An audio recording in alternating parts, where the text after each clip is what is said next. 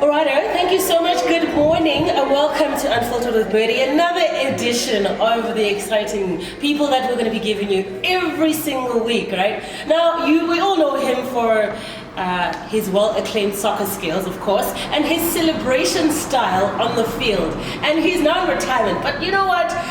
He is not retired from talking to people like us, and he is such a warm soul, and I'm pretty excited about this interview. Thuso Phala, man of the moment. Thank you so much for coming and hanging out on Unfiltered with Birdie. How you doing? Hi. Thanks for the invite, and thanks to the viewers for viewing in, tuning in, and support the girl, doing great things. Yes, you see, you guys are subscribed, okay? He said it, the man said it. So now, Thuso, we all know, people complain about this pampiri, but I need my pampiri as a point of reference, so please rest. So they always talk about how Thuso is internationally, he's played international for Bafana predominantly, and I know that you're supporting them considering the fact that we've made it to the AFCON final. How do you feel about that game, first of all? What do you think is gonna go down? Yeah, I think it's about time that we break that spell, that 1996 spell. And I think even in our generation when we were playing, we were still being told about that 1996 squad that won the AFCON. So it would be nice the way this new generation wins the AFCON, and then it can be them now taking over. The players I played with are still playing there, representing our generation. So that would be great. And I think even our kids, they're still talking about the Dr. Kumalos, the film singer. Guys, it was that long ago. 1996. So it's about time that our generation takes over and also adds a star to our country. It will be great, and good luck to the boys. Yes! So I'm excited. I like to hear it from the soccer experts, people who've been on the field. Because we just watch it, we're like those coach was in. But where's Thuso from? Originally, where were you born? How were you raised? And tell us about your family in general. I was born in Mapetla. My dad and my mom. Like Mapetla was Soweto? Yeah. I saw a boy representing. Of course. So my dad and my mom stayed there in Mapetla. And unfortunately, 98, I lost my dad. So, difficult it is sometimes losing a parent, and now my mom was a single parent, and my mom had to move back home, Orlando. So Orlando being Orlando East, her home, granny's, your granny's. Yeah. Okay. So came back to Orlando, and that's where I actually say I grew up, because Petla I was still young, and we moved to Orlando when I was also still young. So my Petla I don't even have friends much. So Orlando, that's where everything started. So I've been in Orlando. I attended school in Houghton Primary, went to Highlands North. Yeah, so you were a coconut, so you were from Coconut Money. Money's always followed you, but we're going to go into that. No, my mom just was a hustler, so she made sure we get the best, Oh. And from Orlando, and from Highlands, that's when the soccer thing started, and we moved from Orlando to Report, and that's where my mom resides even today. Oh, lovely. Do you have siblings? Yeah, I've got two sisters. Older, younger? My children live when they're younger. Okay. I'm the firstborn. I'm the spoiled one. Oh, lovely. Yeah. He's firstborn, mama's boy. All the way. You know. Okay. Lovely. I think, for the fact that you played for so many soccer teams, I think if I were to do the mathematics, Google lies all the time. So I'm just going to get the truth out of you. I picked up that there were 6 different teams that you played for, right? Maybe more. But, all of them. Why did you never, did Orlando Pirates never come to you? Because did they never come to you with an offer to say, Thuso, come over? They did. And? I refused. Because? Was it just not something that you had any interest in, or what was it? No, I just promised my mom I wouldn't play for Pirates. Wow. But she's a Barania. Wow, that's interesting. Yeah. Okay, so maybe let's not unpack those. No, it's not a secret. It's just that I just told my mom I wouldn't play for Pirates. Interesting. I'm from Orlando, right? And playing for Pirates, it's even more pressure. There's pressure playing for Pirates. There's pressure just by being Thuso Phala, anyway. So you can imagine Orlando Pirates. No. It was really too much. So that's why I chose the other team, the white team in the passport, where there's no supporters. And you went to Naturena, though. Because Yeah, no, that's what I'm a course for. So we're on two opposing sides, but we're going to keep having a peaceful conversation because it is what it is. Yeah. and then with regards to your celebration style, or what? Because even Bizizi made a track, Kalaza. So tell us about how that track came along. I know it came along because of the dance style. Did they approach you with royalties? Because clearly, using your name on such a platform, and that track made it big. Well, I say about the dance of the song. The Bizizi and the dance. The Bizizi one was actually it was a promotional song. So I think she was just making it. And then DJ Cleo is a good brother of mine. And he came to me and said, I've got an artist and I've got this idea of your dance and the song. And I was like, why not? Who would refuse? Did they give you a cut? I got something, but hey, at least. I feel like you can never have enough. Yeah, of course. So, but yeah, and also I was doing a brother and business. It was a promotional work, okay. For her to be. So I was like, yeah, why not? Yeah, it was not about the money there. Yeah. So it's never about the money. No, nowadays, now I need the money.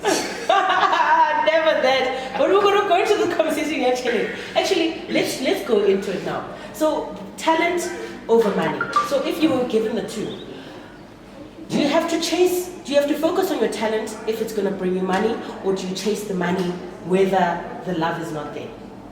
Because passion is important, right? But is the money more important than the passion?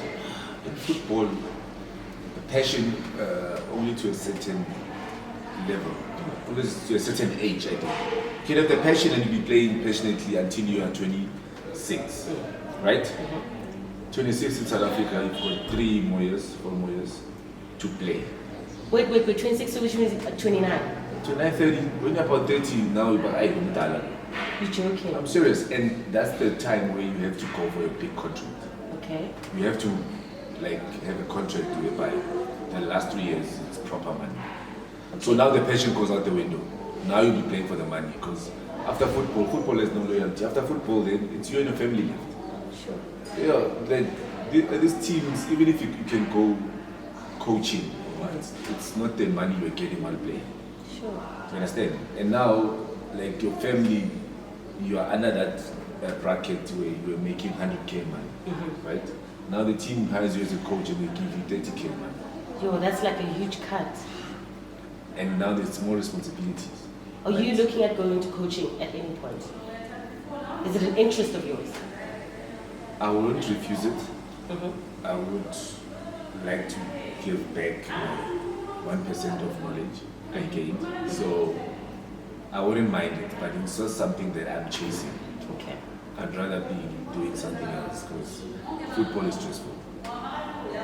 So coaching is stressful. Naturally. Yeah, so it's like me chasing stress. So if you've got anger management issues like what's his Clive Barker, you could never. As a coach? Yeah. Mushine Chuka. Yeah. Do you know Mushine Chuka? You need to be. Yeah. So it's stressful. Yeah. Coaching is a lot. So you need that learning that passion.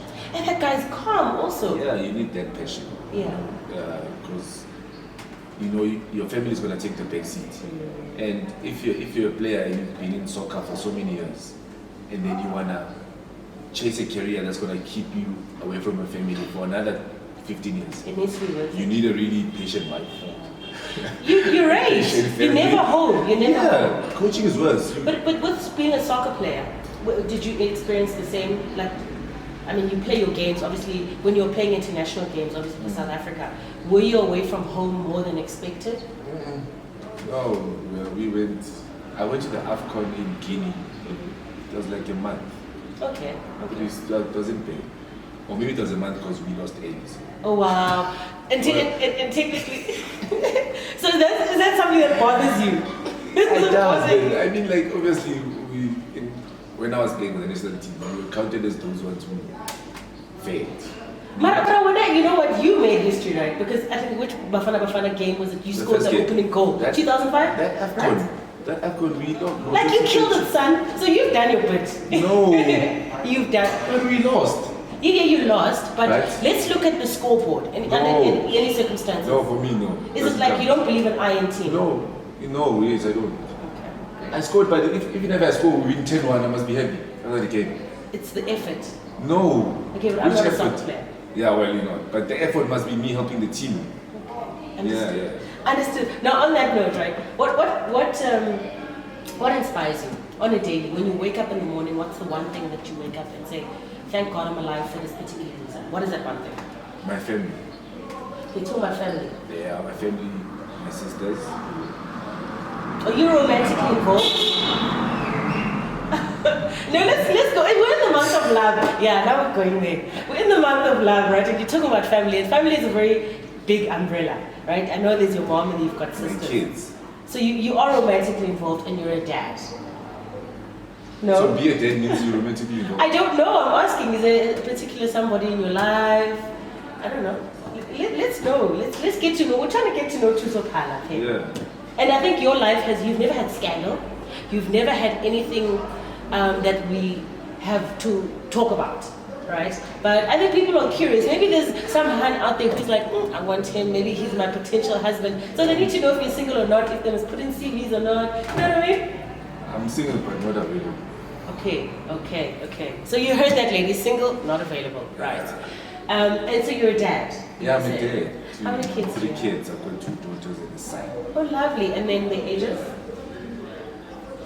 Very ages. Well, my daughter is 13, Oh, turning 13 in December.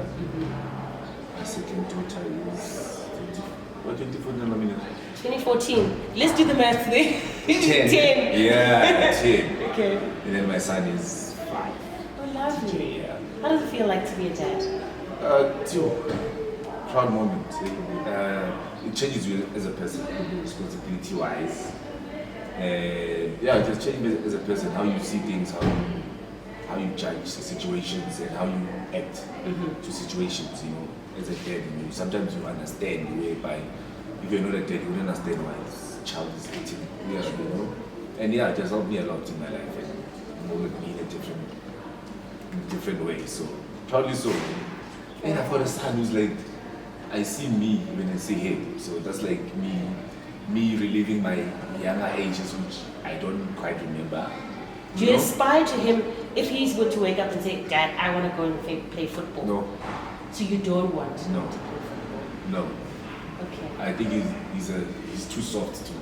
In that How so? What's your definition of a man being soft, actually? He's a sweet boy, man. He's too soft. You know, maybe, okay, now let's go into that conversation. I think because men always see men are trash, right? But don't you feel like you have achieved a great deal if you have given birth to a boy who you're nurturing in a very gentle way? Because we need gentlemen. Most men are hardened and don't feel that they need to show their emotion or be vulnerable. And I think it's very, very important when you say that he's soft, maybe harness that side of him, but it's not going to change the man that he's going to become inevitably. You know, he's only 5 and I don't know, it's going to be an interesting journey. Yeah, it is. But I just don't want him to go through the hardships of it. But I'm sure he's going to go through some hardships. Of course. Yeah. But the football hardships, and especially me knowing what I know now, I didn't know that before I was in football. So there's some things that I realize now when I'm done with football. What? This is really happening in our football. Is it? Yeah, so I was like, I don't want him to be in that. If he goes that route, I definitely won't say no. I won't like stop him, you know. But then I'll be like skeptical. I feel for him, he'll have that more pressure that is my son. So of course. I always expected from him to be like. So he's seeing him now.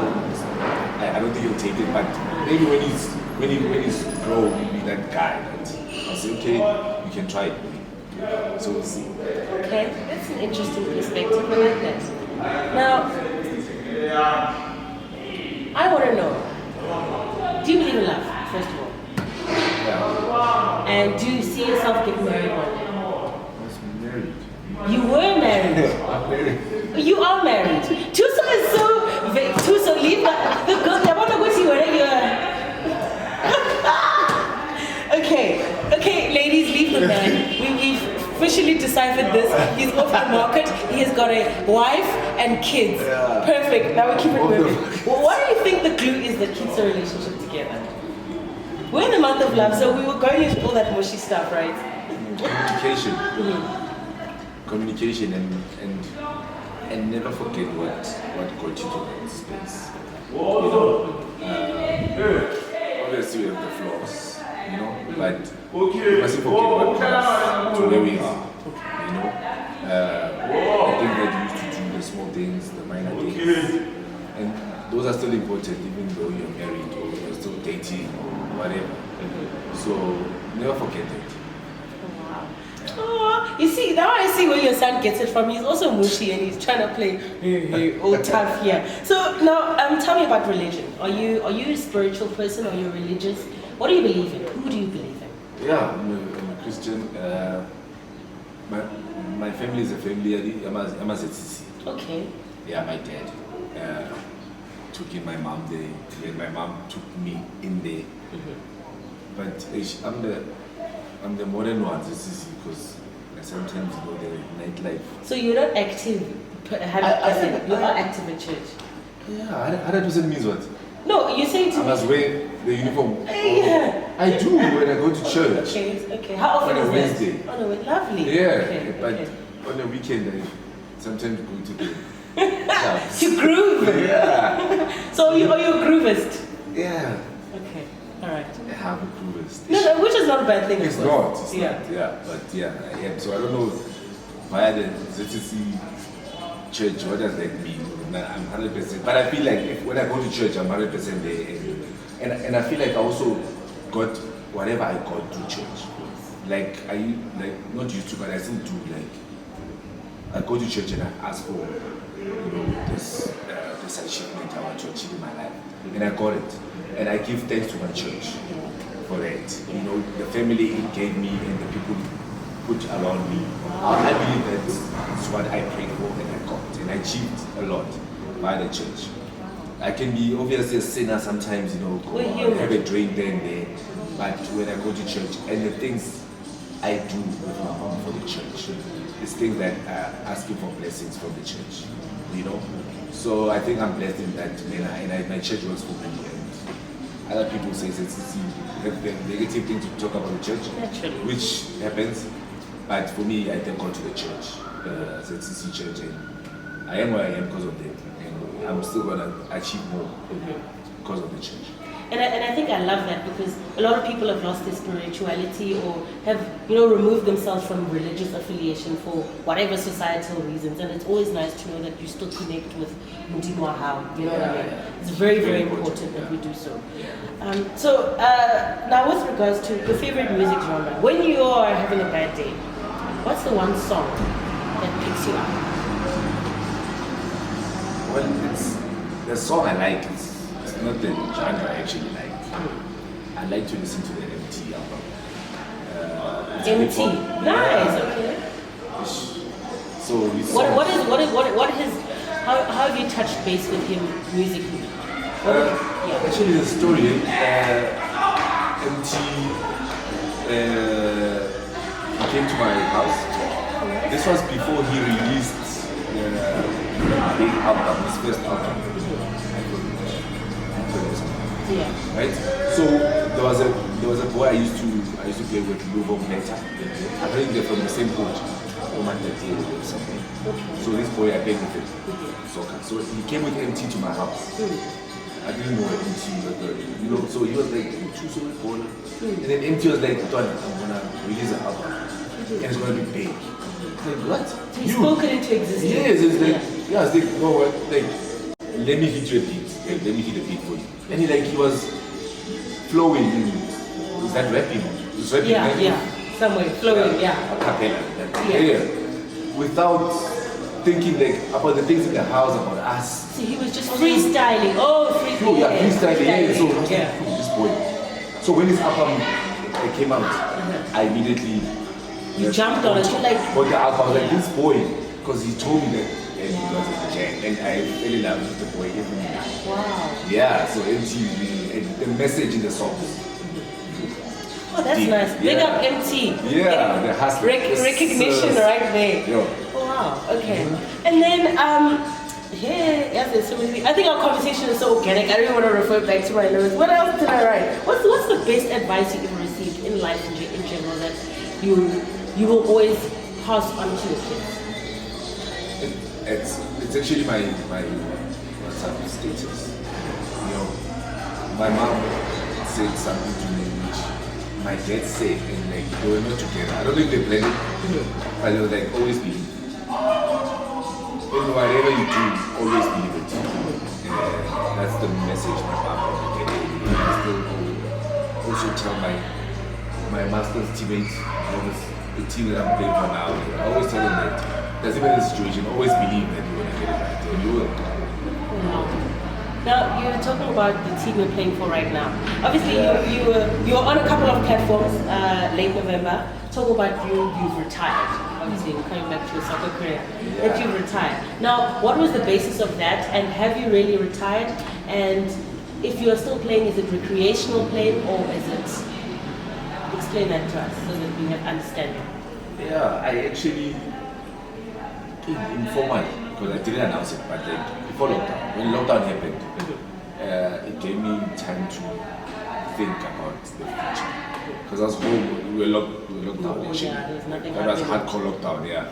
So, and I was from Polokwane, and I didn't have such a good experience in my last year. So, what's it, Black Leopards, yeah. Yeah, so lockdown happened, I was home luckily, and then I decided I'm not going back to Polokwane. You just woke up one day and you said, I'm done. Not one day, it took me a couple of days to actually think about it. Yeah. I was like, not in So the- is it easy to resign? Is it like playing for a soccer team? Maybe understanding from a layman's perspective. Yeah. Do you wake up and like, I am tired of this, I want to resign? Do you tender in your resignation? How does it work? That hasn't happened. Football. You can't actually when you have a contract. Oh yeah, so it's contractual Yeah, stuff. so my contract was coming to an end in June. Okay. So they terminated in March Okay. during lockdown. Okay. So Naturally. like, with the chairman spoke with him, agreed, and it was like April, May, June, doesn't matter. Like we're just gonna terminate the contract and send you a clearance and be done. So I was done with the team, not with soccer. Okay. But I was home and then I was like, I'm not going back to football. No man. This old Madala, I can't be going through such. What's the definition of being a Madala, right? Because In South Africa, over 30. over 30. Yeah. For real. Yeah. But like I look at some players of actually now let's talk about the scandal of actual age and football age, right?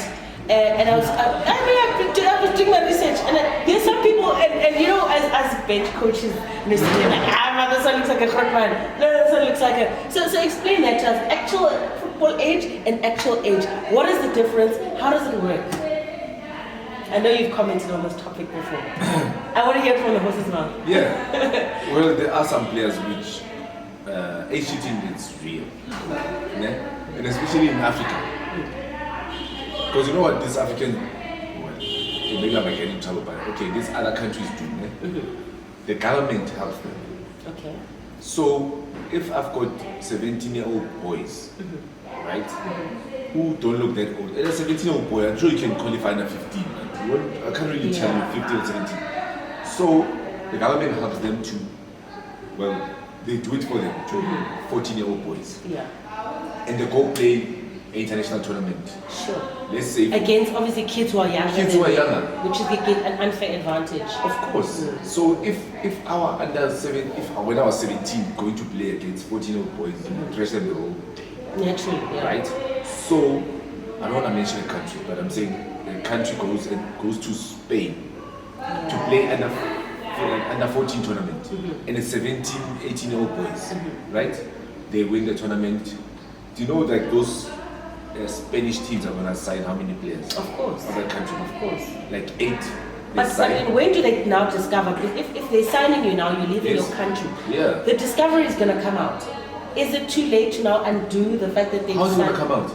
Would it never, with documentation, is that The government fake helps us. documentation? They help us. The government. So there's fraud everywhere. Home Affairs does a thing for me that's I'm 14, right? But then the government does that for the country to benefit. How many of these the African countries have 19 or 18 of their players now? Let's talk about now the AFCON. 18 of their players grew up in France. playing funds. Yeah. They went there when they were 16. Yeah.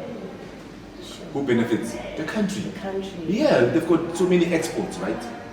So that's how it works. It's crazy. Like, it's absolutely crazy how...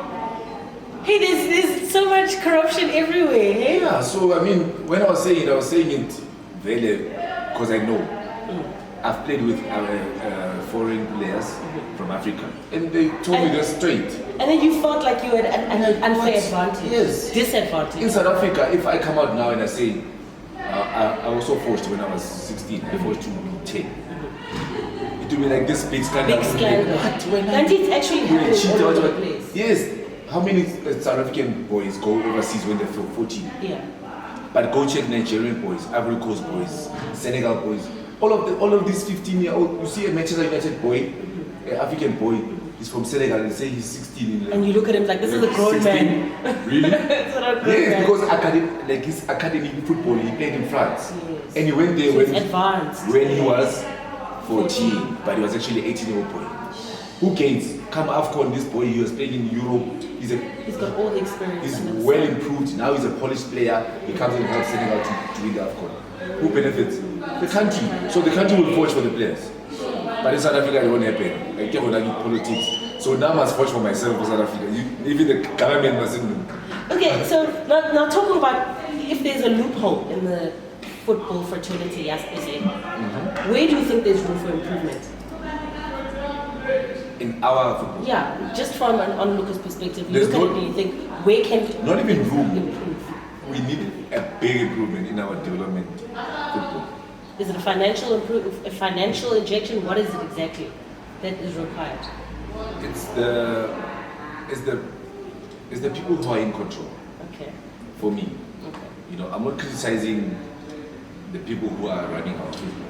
No, I'm saying the people who are in control, they're not actually spreading it broadly, so that it can be more. There can be more development. I feel like when I grew up, there was Orlando Pirates Academy, Chiefs had an academy. There was School of Excellence, Ajax was an academy, and then you had these tournaments under 17 Cup, Super Sport Cup. It was called under 19s. Under 12, there was a Denon Cup, that international teams. We used to look forward to those tournaments. Yeah. Now, since I've retired, actually, I go to December. I'm even watching players my age play. Like, So they're no longer giving back to the development side. and trust me, we're gonna struggle.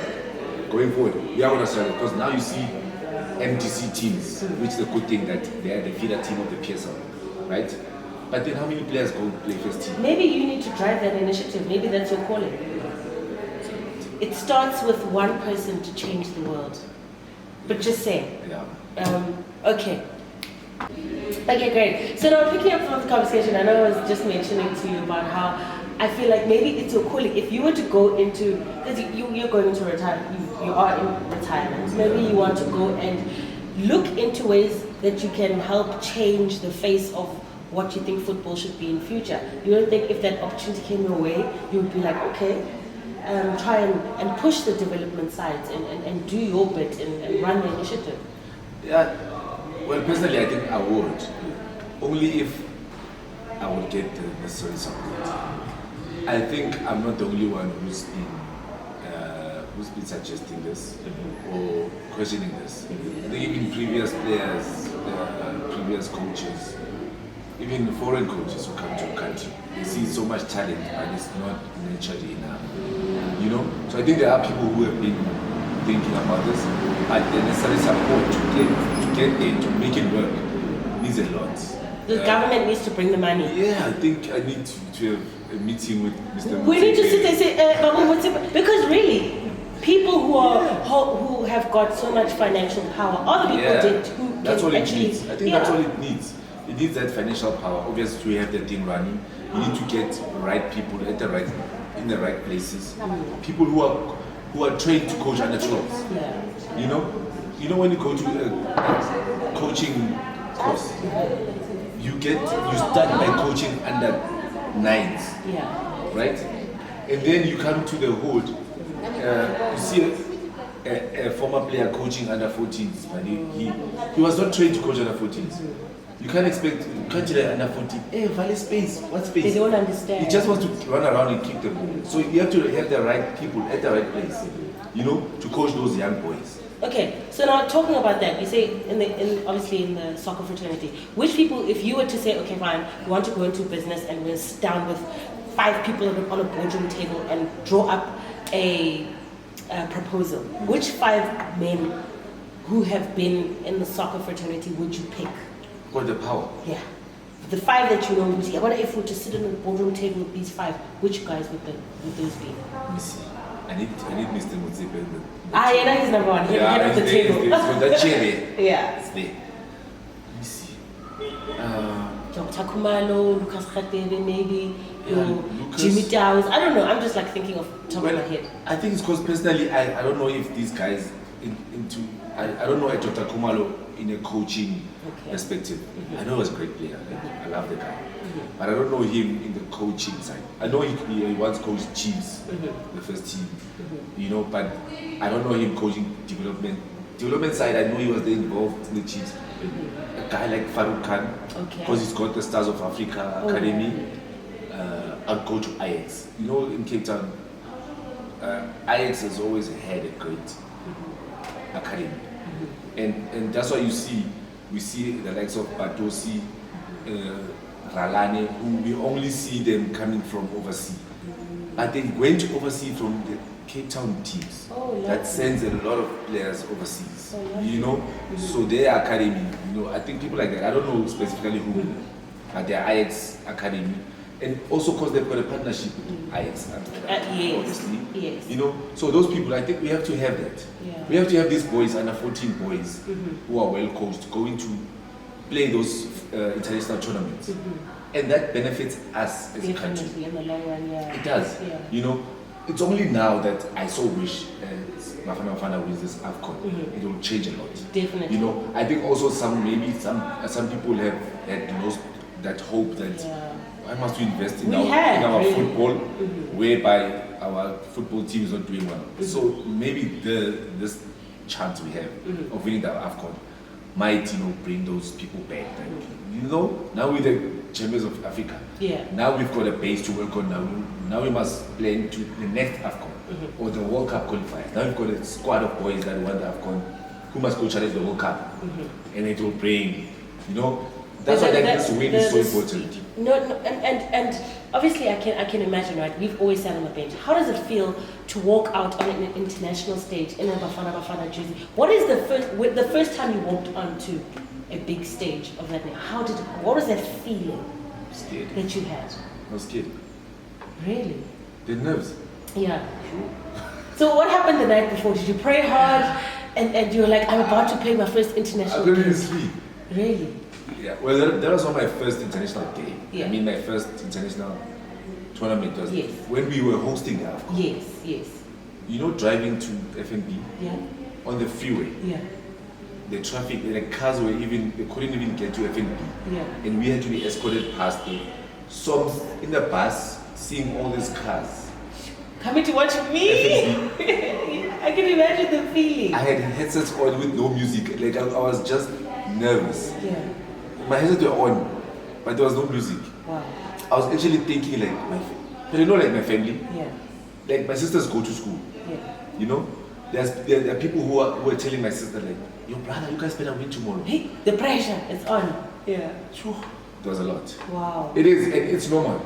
I'm sure like even Usain Bolt, like he's a sprinter, right? Yes. He knows he's faster than these guys when he's running with them.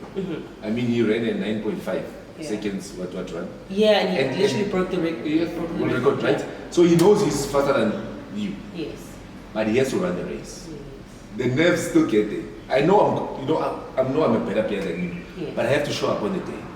And it takes nerves that pushes you to do the right thing. So and it's normal. Wow. And after the game starts, after you one good touch, then they go. Then you're in the game. Now you're thinking about the game. Where can I run away this player? So it's a lot, but it's a nice feeling. Wow. You live for that moment. Really? Yeah, like look, FNB, you walk in there. Like, it's a huge stage. you know. How does it feel when you hear people and the vuvuzelas going? Like, I think most of us just watch the game, and actually being on the field after you score the goal and you look up and you do that giant yakaho. What goes through your mind at that point? It's like, I did it. What was it? Yeah, it's a great achievement. It's like that. Wow, like, it's me. Yeah. I don't think I realized it then. Only after the game, like, you. Dog. Now you see, you're posted on everyone's status and everyone's saying, well done. You're on social media. You scored for the country. Like, yo, this is what I wanted to achieve. Like, to be Bafana player and score for my country. Like, I scored for my country. Like, look, yeah. So, but you don't realize it on the field. Yes. You just want to win the game. And you score a goal and you celebrate. You're happy. Then after the game, you realize what you have achieved for yourself and where you come from to get there. So that's when you realize and like say, you know, you thank God like for giving you that opportunity for being the one that's been chosen to represent your country, to even score for your country, to have that family surname on your shirt. That wherever my family go, I'm representing. where my sisters go, when I go to their school, they're like, "There's your brother." There's your brother. Yeah, they're also proud like my brother, you know. So it's a lot. And I think that's a nice thing, you know, you're talking about carrying your family surname, and you're the one guy, I think, who has never, you know, fallen victim to a lot of scandal. And I think that makes us very proud to be associated with you, you know, you've carried the brand very well. So it goes to show the kind of home you came from. So big ups to that, you know. Big ups to Moms. You know, the Moms was gathering, hey, she did a good job on raising your kids. And now, recreationally, apart from football, what do you do in your spare time, on your off day? And obviously now that you've retired from playing professional soccer, what do you do in your spare time? Yeah, I play social leagues. It's a masters league. It's like any age can play. Even if you're 50, you still feel like you can play. For real? We don't train. Okay. So we meet up on Sundays. It's a social event where the guys will meet up, but we play games. We play a league in Pimville, MSL, Master Soccer League. And we've got a team, as guys, like our team is called Sobona. Okay. Yeah, we've always been, that word always saying, whenever we go out partying, in change we call work tomorrow. Sobona. So it was like Sobona, like, hey, Sobona, no my. So we had that name for our team. So yeah, we're looking for sponsors also, like a chairman who maybe give us bonuses for winning. So if the sponsor is watching, so if there is a sponsor, they're looking for sponsorship, you can just reach out to Mr. Phala. Oh, yes, yes, yeah. Bring the money. So yeah, that's a social team. We play every Sundays. It's a fun event. You should also come and watch us play. I actually should, just like recreationally put on my shades and just chillers, cooler bag, gazebo, camp chair for the day, for the game for the whole day on Sundays. Yeah. So the league is resuming on the 18th of Feb. Okay. So now the league starts for the year. And then during the league campaign, there's also cup games where we have like, it's like a Telkom Cup. Okay. So the teams that will play and knock out, and the league still continuing. And at the beginning of the season, there was a top 8. Okay. Then we luckily won. Nina. Our team won it. But they've got you on the team. I mean, hello. Which other affluent soccer players that we know? In our team. We've got Vele, the ex-pros. So Luna No. The difference is, none of those people are my friends. Yeah.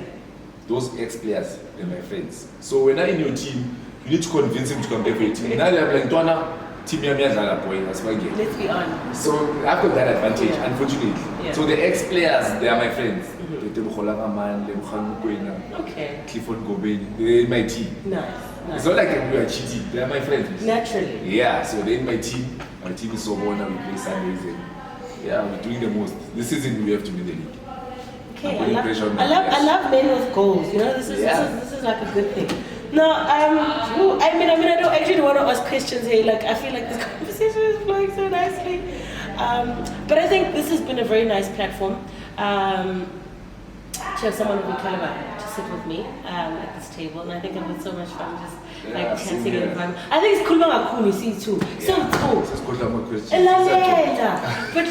But I'm happy and to get to know another side of Thuso Phala, because Google just gives us a synopsis of your soccer career, and we never really get to sit down and talk to you. The people can know he's actually human more than he is a football player. And you really have just shown up on so many levels. And thank you for taking the time out. You're a lovely gent. You really is more humble, very humble. Your mom did a great job raising you. Now, if there's your last words, what would you like the listeners to know, or what would you like to share with them? What can we look forward to this year from Thuso Phala? Because apart from obviously you playing your side football on Sundays, but what can you leave us with? Yeah, well, first of all is that you must keep supporting our football squad, Bafana, even they win or they lose, let's support. I think it's very important, football is a part of the nation. They might be going through some things, not winning much, but I mean, they are our football team. So, no matter what, let's support them. There's nothing worse that you can get. It's just wearing a Bafana jersey, or watching their games, or posting them, wishing them luck, praying for them. And let's big up for them. I think them winning will actually change the football eye of this country with them doing well. So let's support them. And for me is that I always say to people always believe in yourself, believe in what you're thinking. It might be a thought, but if you believe it, it will come to your reality. So always do that, no matter what the circumstances. And to all the young football boys or those who want to achieve in football, there's only one important thing that you must do. When you're a football player, take care of your family. Take care of your family, you go places, and after football, they'll take care of you. Like how my family take care of me now, So that's the first thing. Put your family first, and then God. And then your career, and then your friends, and the list goes there. But in that order, your family comes first, because without your family, I don't think you'll achieve what you're supposed to achieve. You take care of them, your goals will just come rolling in. Wow, can we get an amen? I think that those are such powerful words. Thank you so much for the words of inspiration. My pleasure. Wishing you all the mad blessings as the year progresses. Thank you.